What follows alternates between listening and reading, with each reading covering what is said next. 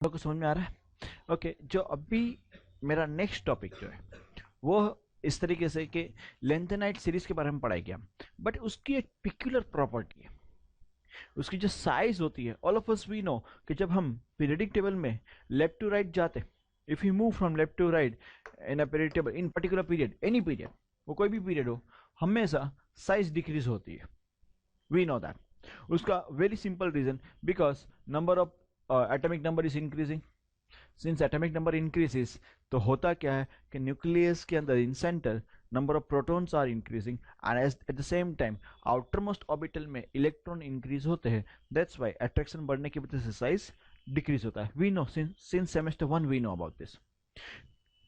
Okay, same thing happens over here lanthanum में भी।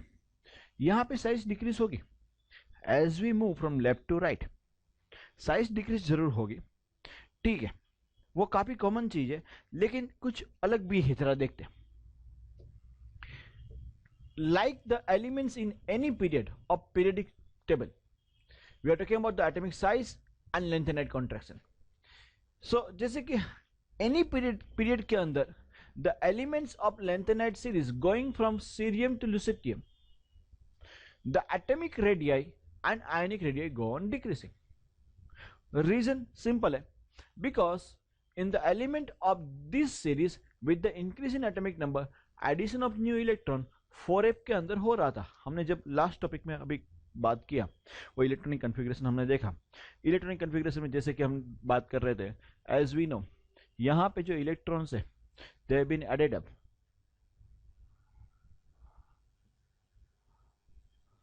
आप देख रहे हो कि यहाँ पे इलेक्ट्रॉन्स जो एंटर हो रहे हैं वो 4f के अंदर एंटर हो रहे हैं। You can see that, correct? As the number of proton increasing, so these are increasing, ठीक है, उसकी वजह से रेडियस डिक्रीज होने वाली है, दैट इज अंडरस्टूड, उसमें कोई बड़ी चीज नहीं है।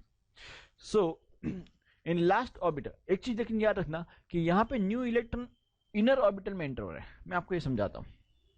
यहाँ पे ये सेंटर है हमारा, सेंटर के आजू बाजू में पहली ऑर्बिटल काफी सारे, लेकिन मैं खाली लास्ट 3 ऑर्बिटल की बात कर रहा हूं।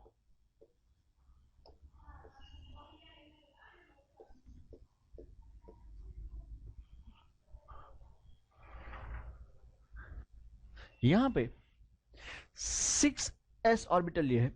जैसे जैसे एटॉमिक नंबर बढ़ता है प्रोटॉन्स यहां पे इंक्रीज होते हैं, वो बात जरूर सच्ची है, लेकिन इलेक्ट्रॉन्स धीरे धीरे कहां पे ऐड हो रहे हैं?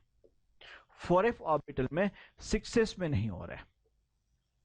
इसके अंदर इलेक्ट्रॉन एंटर नहीं है। 6s में तो 2 ही इलेक्ट्रॉन रहने वाले हैं, ये एक और ये दूसरा। 6s में इलेक्ट्रॉन एंटर नहीं है। इलेक्ट्रॉन एंटर कहां पे हो रहे हैं? 4f में। सो अट्रैक्शन कहां पे बढ़ने वाला है? एंड ये ऑर्बिटल छोटी होने वाली है, ठीक है, ये ऑर्बिटल छोटे होने वाली है। पहला पॉइंट ये, that's what they said over here. मैं वापस आपको बता रहा हूं, देखिए आप यहां पे लिखा है with the increase in atomic number the addition of new electron is in the inner orbit 4f instead of last orbit. Hence, with the increase in positive electric charge, the electrons in 4f orbital possesses more attraction towards it. Hence, there is a contraction of atom. And इसकी radius decrease होती जाएगी। इसकी होगी इसलिए इसकी भी होने वाली है, डेफिनेटली होने वाली है, बट थोड़ा सा डिफरेंस आएगा। दिस कॉन्ट्रैक्शन, ये जो रेडियस लेफ्ट टू राइट जाते हो तो जो रेडियस डिक्रीज होती है उसको हम लेंथेनाइट कॉन्ट्रैक्शन बोलते हैं। क्या बोलते हैं ना? लेंथेनाइट कॉन्ट्रैक्शन का इफेक्ट यहां पे अपने पीरियड में कम दिखेगा। हम इसकी जो बात कर रहे थे ये पीरियड में कम देखने को मिलने वाला है, इसकी इफेक्ट आपको यहां पे दिखेगी। ये सीरीज ओके एक्चुअली इस तरीके से पूरा lanthanum to lutetium and then it comes like this, correct और नॉट? इस तरीके से आता है। तो कॉन्ट्रैक्शन यहां पे हो रहा है, कॉन्ट्रैक्शन ये जगह पे हो रहा है, इसकी इफेक्ट यहां पे देखने को मिलती है। जरा समझते किस तरीके से। अच्छा, अभी हमारे पास, अच्छा 2 मिनट इसको भूल जाते, ये देखते टॉप टू बॉटम जाते साइज हमेशा बढ़नी चाहिए in a particular group. If you move from top to bottom always size increases. तो मतलब हॉफनियम का साइज जर्कोनियम से ज्यादा होना चाहिए, बराबर है, सेम सब जगह पे इस ओके यहाँ पे साइज इंक्रीज होनी चाहिए, यहाँ पे साइज इंक्रीज होनी चाहिए, दैट्स अ कॉमन थिंग। अभी हमारी टेक्स्ट बुक में एक्चुअल साइज दी गई है, आप देखोगे यहाँ पे ये सेकंड ट्रांजिशन सीरीज में इसकी बात करें zirconium and hafnium. In fact zirconium की साइज आप देखोगे तो 145 पिकोमीटर है और इसकी 140 पर डिक्रीज हो रही है। खाली उसकी नहीं, आप हर एक को कंपेयर करोगे या तो ऑलमोस्ट सेम है या तो डिक्रीज इंक्रीज हो रही है, तो कुछ ज्यादा नहीं हो रही है। Can you see that?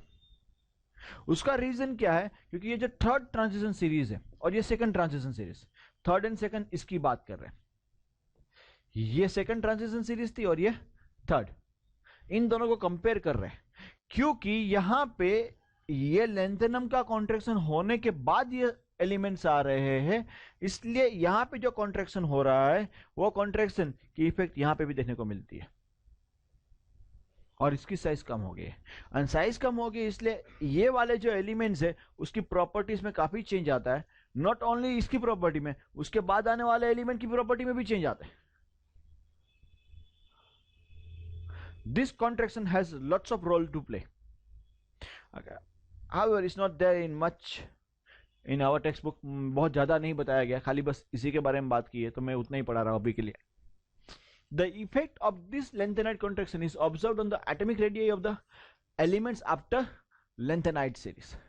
The atomic radii of the sum of the elements of the third transition series after lengthened series are equal to atomic radii of some elements of the second transition series. इसके radius almost इसके जितनी ही है, normally वो बढ़नी चाहिए and काफी सारी चीजें चेंज हो जाती है। आप लोग को समझ में आ रहा है मैं क्या बता रहा हूँ? यस और no? Are you understanding this? Correct? Will continue further. We are talking about the lanthanide series, we have seen lanthanide contraction and इसकी केमिकल रिएक्टिविटी भी हम साथ में पढ़ाई कर लेंगे। See lanthanoid possesses +3 oxidation state. कौन सा ऑक्सीडेशन स्टेट है उसके पास? +3। इसीलिए जब वो हाइड्रोक्साइड बनाएगा तो LNOH थ्राइस बनाएगा। लेंथेनाइड का हाइड्रोलिसिस करोगे तो LNOH थ्राइस। अगर उसको कार्बन के साथ रिएक्ट करो तो LnC2 बनेगा, नाइट्रोजन के साथ LNN। इन सब के अंदर +3 है। उसका ऑक्सीडेशन स्टेट कितना है? सल्फर के साथ Ln2S3, बिकॉज ऐसा बनेगा ना, Ln3 plus 3S-2। Correct. Oxides Ln2O3, acid के साथ Ln3 प्लस 8 मिलेगा, एंड हैलोजन के साथ LnX3 बनाते हैं। I want you to read this paragraph also.